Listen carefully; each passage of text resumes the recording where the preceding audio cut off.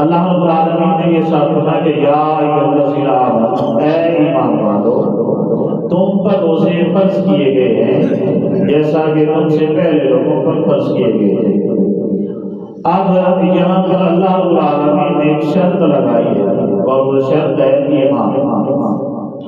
اور اسی گھر بندہ جڑا قابل سمجھنے ہاں، جس قابل سمجھنے ہاں، وہ ڈیوٹی دے ذمہ لانے ہیں کہ فلانا کام ہے تو کرنا ہے، فلانا کام جڑا ہے فلانا بھرا کرے گا، فلانا کام جڑا ہے فلانا بندہ کرے گا۔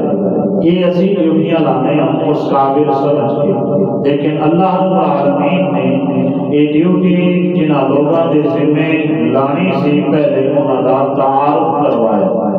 پہلے یہ دسیا کہ یہ جڑا کام میں جنہاں عطا کرن لگا وہ ہے کون؟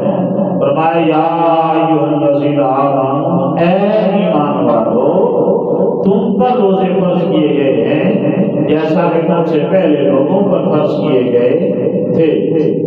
اب یہ نہیں کہ پہلے لوگ جو حضرت آدم علیہ السلام سے لے کر حضرت عیسیٰ علیہ السلام امت تک تھے، ان پر روزے فرض نہیں تھے، بلکہ ہر امت پر روزے فرض کیے گئے تھے، لیکن ان کا دور، ان کا حال، ان کا آغاز، ان کے روزے رکھنے کی کیفیت جدا جدا تھی۔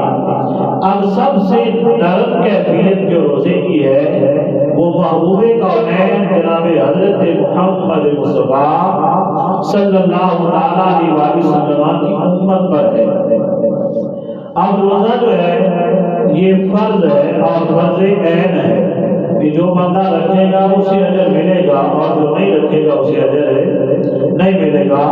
اور روزہ ایک ایسی خالص بدنی عبادت ہے کہ جس کا صرف اور صرف بندے کو اور اس کے رب کو علم ہے، کسی دوسرے بندے کو اس کا علم ہے ہی نہیں، پتہ ہی نہیں، کوئی دوسرا یہ نہیں کہہ سکتا کہ اس کا روزہ ہے یا نہیں ہے۔ اور یہ خالص بدنی عبادت ہے اور اس کا تعلق بھی عبادت اسی قسم سے ہے۔ وہ کون سی قسم ہے؟ اسے کہتے ہیں عبادت بدنی، کیونکہ روزہ